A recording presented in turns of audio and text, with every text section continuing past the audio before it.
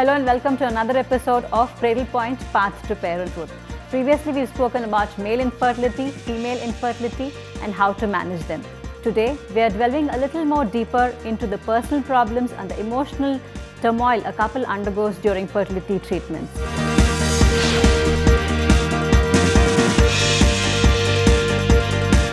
Since it's mostly about emotions and all, I think we should first start off with Dr. Sushma, who is a psychologist. Doctor, what are the actually side effects or rather effects of fertility, psychological effects of fertility? This is one of the most understated things we look upon, We are so concerned with the physical aspect of fertility and so many other grounds that's covering that entire emotion. The psychological impact is something which is simmering at the bottom, it comes up. Say for example, there's a lot of isolated feeling. The couple feels very isolated. There is a mix of negative emotions, like a feeling of unhappiness, loss of control. There's a lot of stress, anxiety, depression, anger, frustration, which mounts to a situation where they don't know what to connect to, who to connect with. And the sense of loss of control is something which they are not able to understand. See, there is a requirement that yes, after wedding, this is the next step, we are supposed to get pregnant. But when that doesn't happen, there is a sense of unjust. There is a feeling where they feel that, the needs are not being met. Lot of guilty conscience happens, and all these negative emotions start causing a rift in the individuals themselves, and there's a lot of behavioral changes and trauma which is associated with that. So the sense of isolation also makes them pull away from their original being, which makes them feel a bit irrelevant also. Sandhya, how do you feel yoga plays a role in the psychological effects of fertility? As a yoga therapist, I see body and mind connection is very important for fertility. Anxiety and stress does not help in fertility treatment. For the mind, it's always related to yoga and meditation. For the body, it's always stress and anxiety. When we generalize with yoga, it helps in reducing stress, helps in keeping the mind focused, calm, keeps us fit, etc. When it comes to meditation, in meditation, it helps us to calm down, be focused to the situation, not overthink, and helps us to connect our body, breathing, mind, etc. Together, holistically, if we see meditation and yoga, yoga helps in increasing fertility rate, helps in endocrine system, helps in increasing blood flow towards the reproductive organs. Actually increases the blood flow to your uterus also, where the conception has to happen, even to the ovaries, so that when there is more blood flow to these organs, the quality definitely get improved. Even the success rate of any treatment will improve. Yes. I've heard that food secrete happy hormones and all that. So how important is nutrition in terms of fertility? Because they are already in a very, very bad state mentally and physically. They're very strained. So what is the role of nutrition here? So not only during fertility time, overall, they always tell your food and your mind is always related. So when we are depressed and all, we usually pick up our processed food. That is one thing which comes in a go.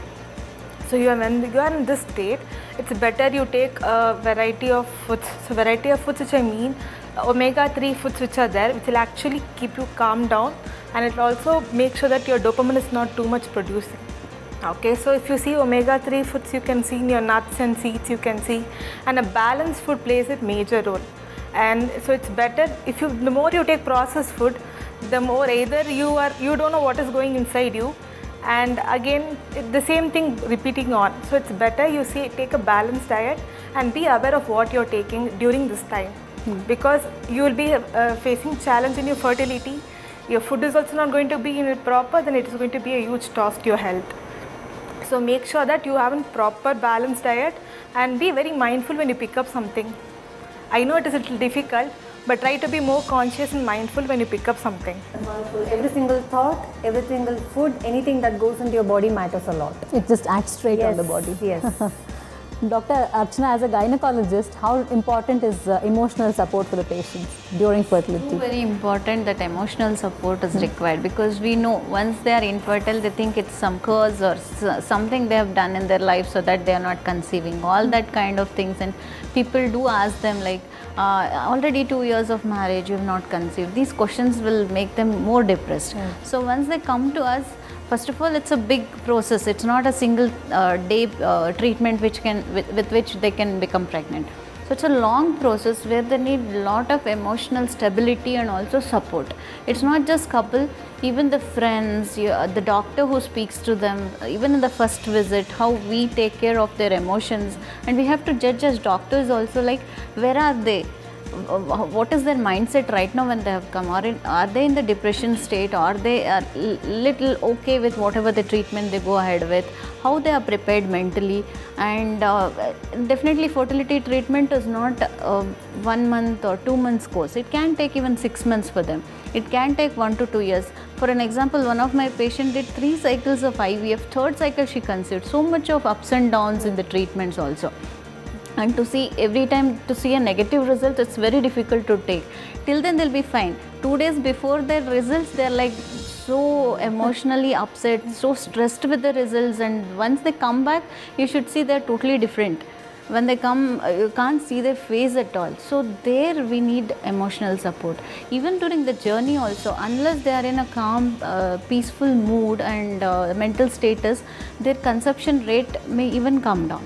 So we should counsel them financially they'll be at burden, because not all patients will conceive with simple treatment. Sometimes they have to go for invasive treatments and also IVF sometimes. This includes lot of financial burden on them, which again is a mental stress for them. So every step we need to counsel them. A psychiatrist or a counselor is a must. Whenever they come, there should be somebody who can support mentally. It's not just a doctor or a counselor or a psychologist. Even their friends, family, where they can share their emotions, it's always better. And among the couple also, if there is a problem with a male, even the female should support him. The same way, the vice versa. I always tell them, whomever the fault is, both of you should support each other. Unless you support each other and go ahead with treatment, it will not become a successful treatment. So emotional thing is very important, where it is totally neglected. When as a doctors, we just concentrate on treatment part of it. We don't even think about what is their emotional status. If we start counseling them and think in that line also, definitely success will increase. Sandhya, are there any specific practices in yoga? Because generally yoga caters to all kinds of problems. So anything specific to fertility? Yes, there are certain practices that I recommend for emotional support. There are a few. The first one is restorative yoga. In restorative yoga, you use props, bricks, etc. It helps in calming down the nervous system. And then the next one is pranayama. In pranayama also there are variations: deep belly breathing, alternate nostril breathing, or single nostril breathing. That helps in calming down the body and mind. And the next one is visualization meditation. In visualization meditation, you focus on a particular point, part, etc. That helps in fertility treatment itself. Next one is stress management. In stress management, there are a few practices like breathing techniques or Surya Namaskara, etc. That also again helps. And deep meditation, it's where you go into your thoughts, you recollect everything, what triggered it, what didn't trigger it, and you come out of it. Okay, there are a few mudras that you can practice on a day-to-day life. For example, first one is chin mudra.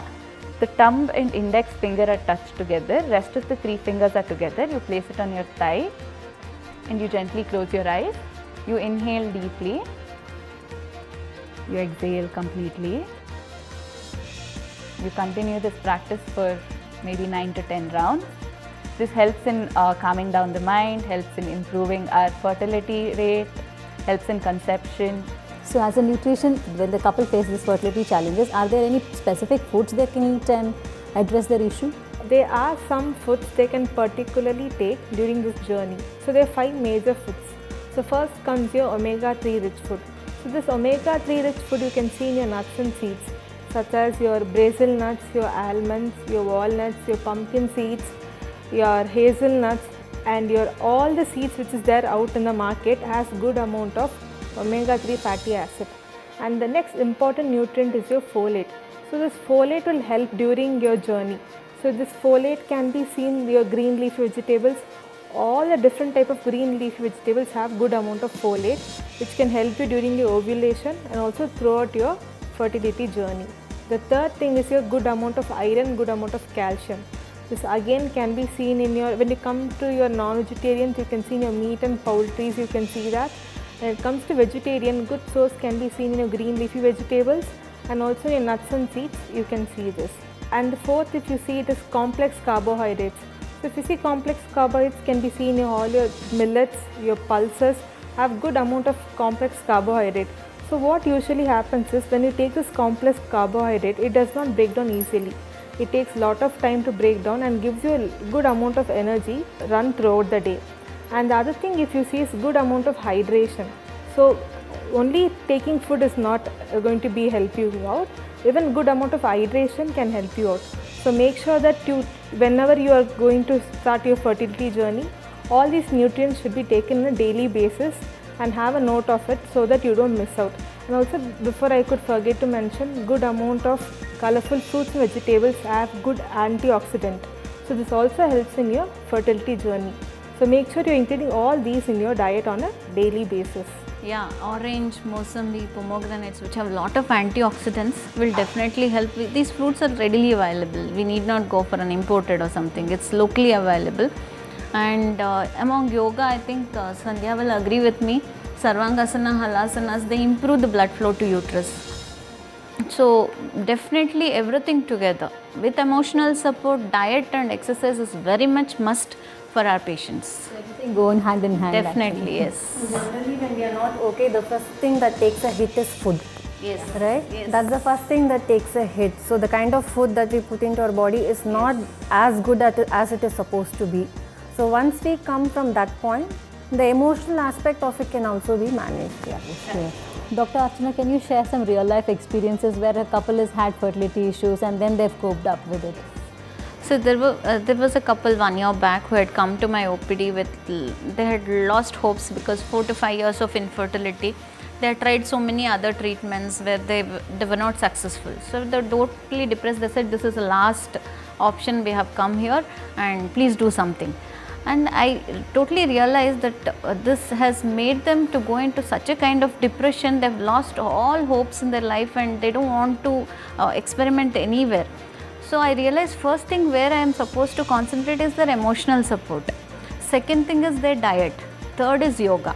So when I counseled them regarding this for 1 or 2 months without starting any treatment, I told them try naturally, but these 2 months change your lifestyle, change your diet, and also you start supporting each other.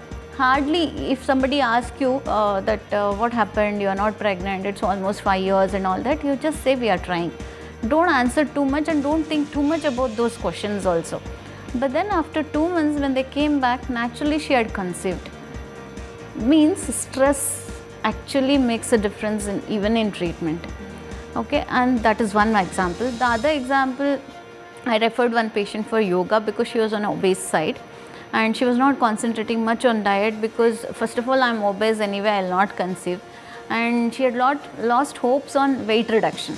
I said don't concentrate on weight reduction at all. It's only your exercise and diet, you concentrate on that. Don't even measure your weight, because when you stimulate your body with some exercise and when you change your diet, that itself is more than enough rather than reducing weight.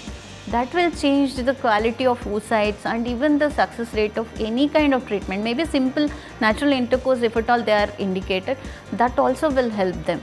So that patient, again, of course, she didn't conceive naturally, but there was lot of changes in her behavior and the way she used to come for treatment. She was opened up with so many options there. And then with one simple IUI, she conceived. So that is one more example where I feel very nice about how we neglect things like small things. When we say about diet, we don't even advise, we just say take a healthy diet. What exactly you are supposed to eat, how much you are supposed to eat, how frequently you are supposed to eat. These are small things which we have to counsel them. And there was one more patient who had IVF failure, and then she came back saying that my eggs are not of good quality, I don't want to try for one more, so let me take a break for 2 months and I'll come back to you if at all I don't conceive. Then I told her so many counseling about her emotional breakdown, and then I referred her to a psychologist, where she counseled her so well that when she came back after 2 months, she was like very, I could see the difference in her face, and the glow in her face, where she said, doctor, my cycles are so regular now and I want to go for one more IVF. That's how emotional support and psychological counsel acts on these patients, and that makes a great difference in our results also. Okay. So I think emotional well-being is the major key to fertility treatment. That is what is neglected also, which should not be. Yeah. And I don't think it is just particular to that, fertility as such. It is something each individual has been carrying on for quite some time. So you have to clear out your baggage before you even think of, going for the child. So you can't welcome a child when you're carrying so much of luggage within yourself. Few more points to add, like once the patient comes, if they come with some maybe tubal factor or something where they can't conceive naturally, they should not go into a state where questioning themselves why it is for me, instead of saying that what I should do next. Of course, my tubes are blocked now, I can't conceive naturally or with some simple treatment like IUI. What is next? So you should open up yourself and prepare yourself mentally for further treatments. And over that, I always insist my patient, don't leave your job. See, once they quit their job, they sit at home, it's only pregnancy and its results. When you concentrate so much on that, it is an add-on stress on yourself. So when you go for a job or do some, even a work from home is fine, some embroidery work or anything like that which diverts your attention towards something else, that will relax her mentally about the results of her treatment.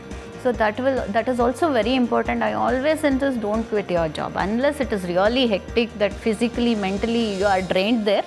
Don't quit your job. So having another activity is always very important. Yes. You have lots on your plate. Yeah, you will not concentrate only on one thing. Correct. And you have only one thing on the plate, that becomes everything. And concentrating on one thing is more stressful, especially with the result. Everybody is so pressurized and all Not that. everybody. Waiting is not easy. Yeah, definitely. And it's always towards the end that we start. The last few days are like those countdown, when the countdown begins actually. Correct. Okay, Dr. Sushma, what are the effective strategies that can be used for the emotional toll of fertility challenges a couple face? Generally, whenever clients come to us and they go through, we ask them, okay, what's happening? We make them talk about their emotions, and then we realize that they never get a chance to talk about how they are feeling. Say, for example, if it's a husband and a wife. The husband is suppressing because he doesn't want to hurt his wife, and so is the wife doing the same. So they never openly talk about their emotions. So the one suggestion that we usually give is to journal. Journal your feelings, good, bad, ugly, let it be there in the journal. Or find someone you trust whom you can talk to about it. Because otherwise you become a pressure cooker, which is ready to burst at any point of time. So the emotions shouldn't be simmering at this point. And also, before going to sleep, have a gratitude journal. What are you happy about? See, there are so many things in life we are blessed, but we always look at something that we don't have. We are never thankful for all the blessings we have got so far. So why don't we have a gratitude journal? Go to sleep with a good state of mind. That ensures you get a good sleep. So go to sleep with a positive mind frame. That is one thing we ask them to do. The third thing is to come to terms with whatever is happening around your life. See, when you focus on only one thing, that thing looks paramount. But when you have a lot of other things to look on, this becomes a part of your life. This is not your life. One more thing that most of the clients face is the questions that well-meaning people try to ask, So they know the anniversary is better than the couple themselves. It's been 2 years, it's been 3 years, what happened? So these kind of intrusive questions sometimes puts a lot of pressure on that person. So you have to set boundaries on how to ask these questions. I even had some clients who refused to attend any kind of functions.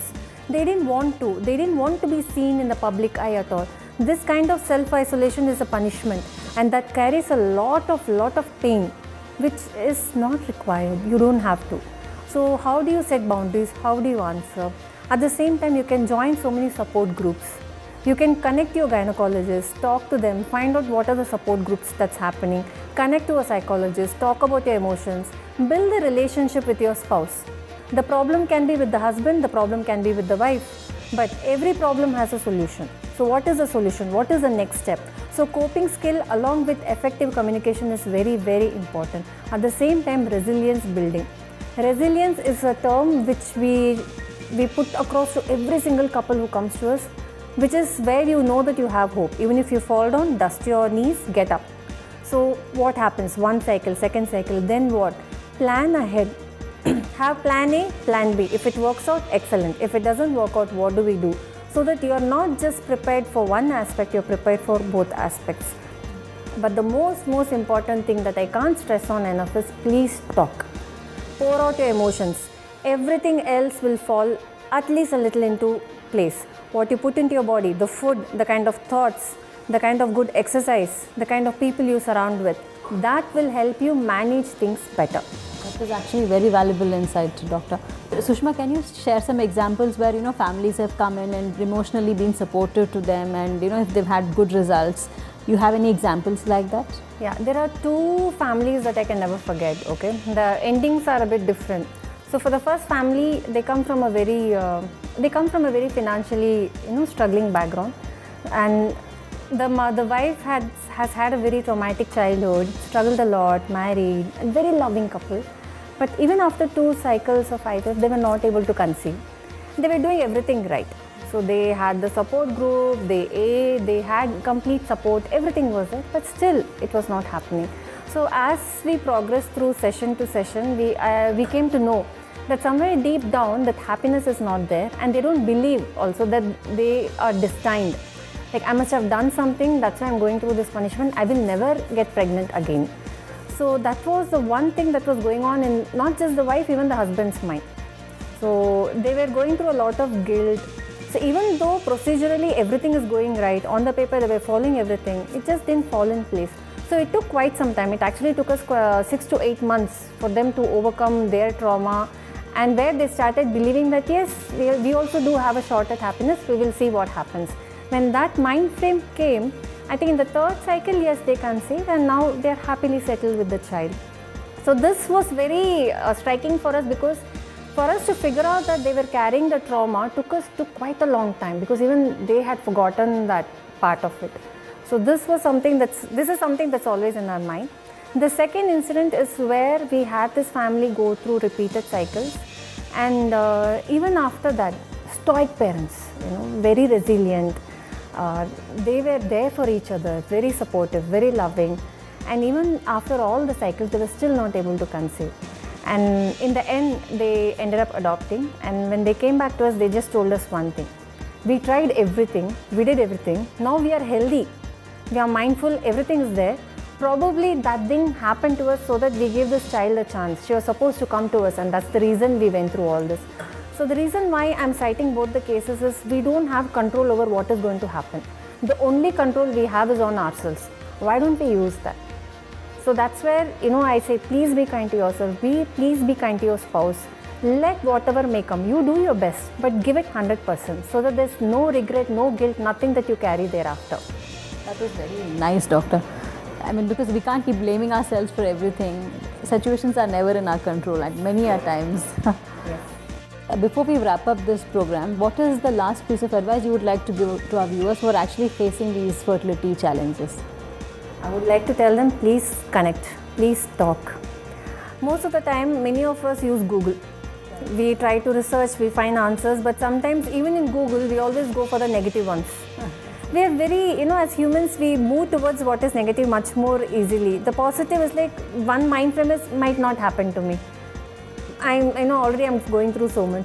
So talk to the right kind of people, connect to the right kind of people, build a good relationship with your spouse, find a good support group, increase effective communication, have a good trusted friend, so that life becomes a bit more meaningful and you are able to handle adversaries much better than what we are doing now. Dr. Rachna, your take on that? See, as a fertility consultant, I've seen many infertility patients or patients with fertility issues. So what is my advice is, you're not alone. There are so many who are suffering like you only, but there are so many treatment options. just talk to people. Even when they come to our clinics, I usually make an arrangement for meeting with some couple who are negative, who are positive, so that they can get both kind of struggle. Even a positive patient may not be, it was not very easy for them to conceive. They would have gone through so many ups and downs. So those things definitely will help them, and seek help. As she said, talk to people.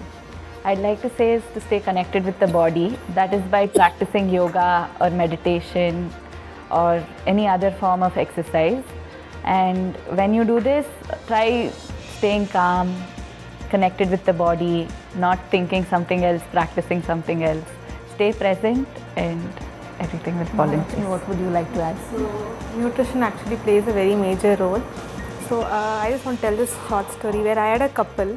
So the husband thought that the wife is the main reason. I mean, she was overweight. So according to him, if she loses weight, things will go fine. This nutrition which is there should be an important role for both of them. Suppose if your partner is not into that BMI range, please support them. I mean, don't keep pinpointing them, telling that you're not eating adequately or eating more. Don't pinpoint them. Food is something emotional. If you keep pinpointing them, they will go into a stage where they will leave off everything. They'll be like, okay, I'm not going to do anything. Anyway, what I eat, I'm not going to work out, so I will not do anything. So make sure that you give them this nutrition. It should not be a pressure to them. Tell them, make them understand. So if you know better what it is, or if you're going to a nutritionist and you're speaking to them, so see to that you tell them in such a way that they don't get pressured. So nutrition actually plays a major role, and not only nutrition, as Sushma told, your lifestyle factors and your yoga and your emotional support actually plays a major role. So make sure these all 4 things are into place. I think it is going to be a great success. Just one thought came. Whenever we go through something difficult, we are very, very unkind to ourselves.